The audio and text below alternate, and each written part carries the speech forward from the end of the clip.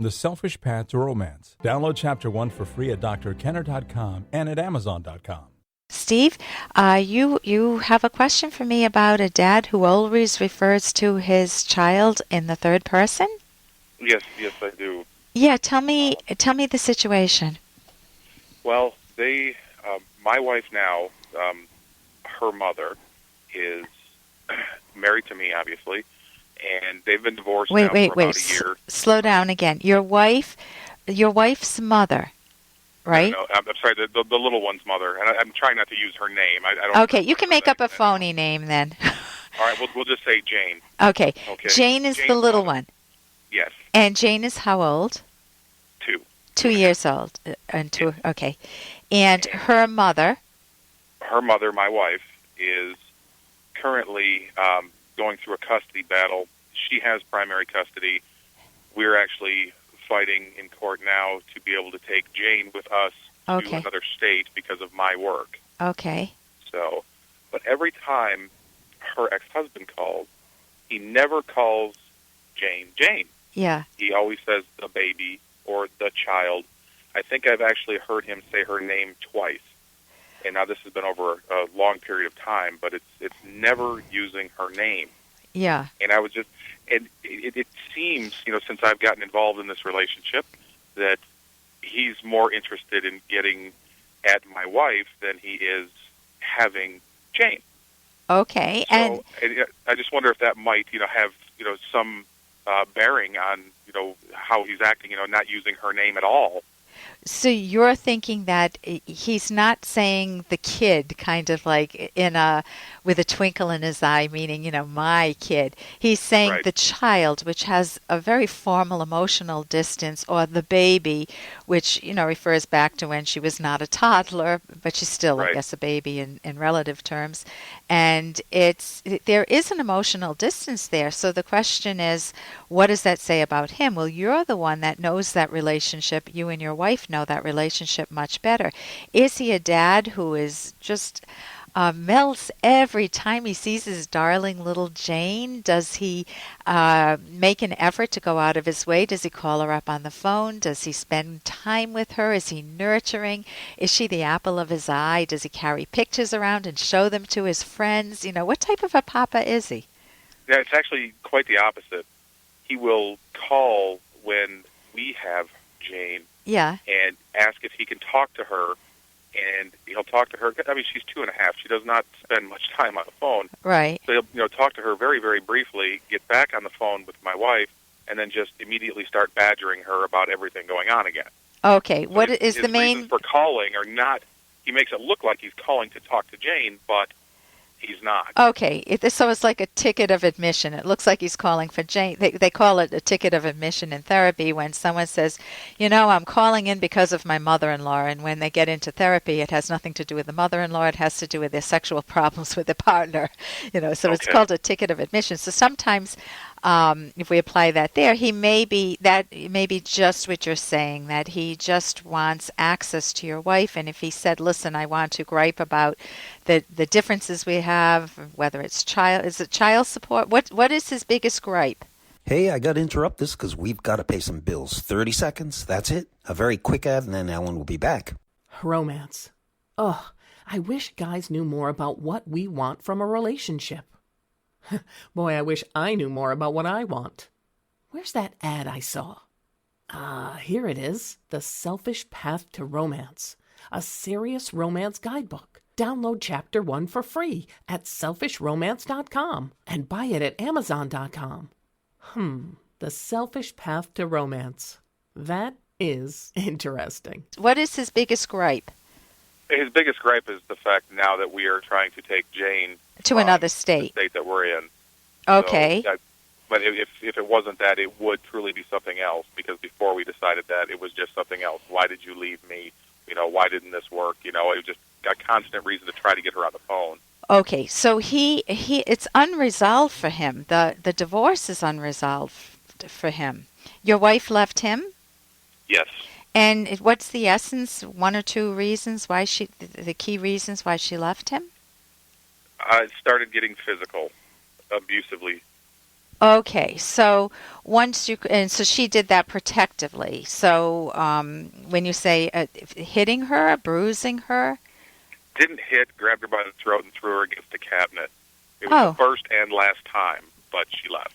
Okay, well, I'm assuming that he didn't go from being a wonderfully cozy, warm husband to one day doing that. Usually, signs, when you're looking at signs of any abuse or domestic abuse, you get put downs, you get name calling, you get criticism, you get public humiliation, you get the person tries to control you more. They may not let you have a cell phone. They may want to know where you are all the time. They may try to isolate you from even your own family or some good friends. They start to get jealous. They start to destroy or threaten your belongings.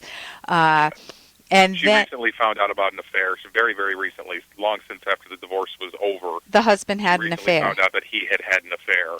Okay, what I typically say, this isn't good for the husband's new part. Does he have a new partner now?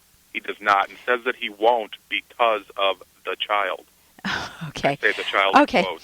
Okay. So I wouldn't try to correct him on that, because if he's in court, if they're going to court on custody issues and he keeps referring to the child, I think it's going to be telling to a judge.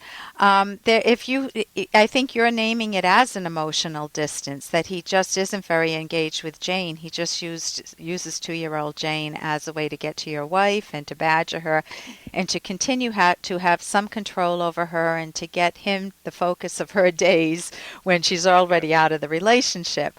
So obviously, when I've heard people call their kids in a distant way, sometimes they weren't ready to have kids and they're not quite used to it. Sometimes they didn't want kids.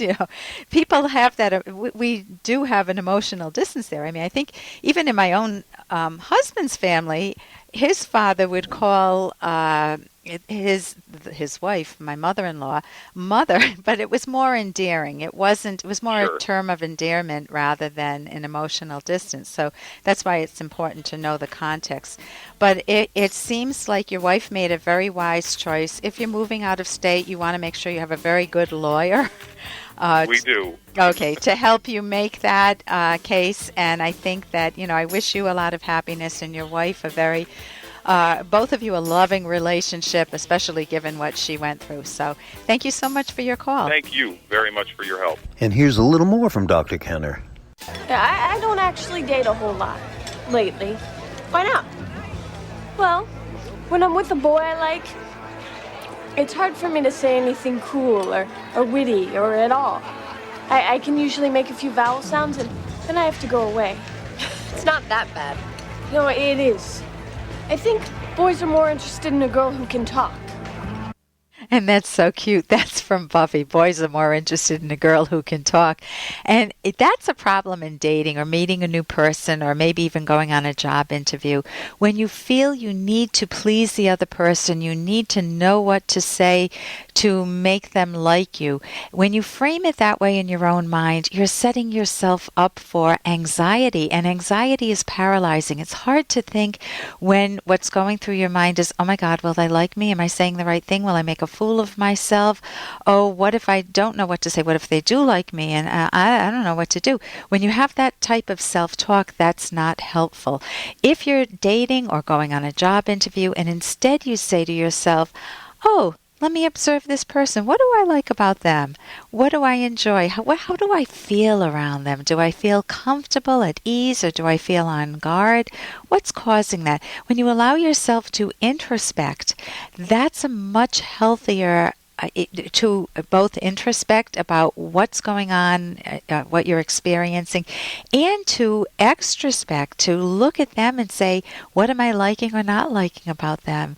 That's a much healthier approach to have in dating or job interviewing or any situation where it's you're meeting someone for the first time, or it could be a little bit awkward, like meeting your potential mother-in-law for the first time. For more Dr. Kenner podcast, go to drkenner.com and please listen to this ad. Here's an excerpt from The Selfish Path to Romance by Dr. Ellen Kenner. The main virtue that makes you lovable is rationality. Attempting to have a romantic relationship with an irrational person is a living nightmare. You cannot reason with an irrational person. Facts and logical arguments have no effect on this person. You cannot understand them because they are full of unresolved contradictions. They are unpredictable because they often act on whim.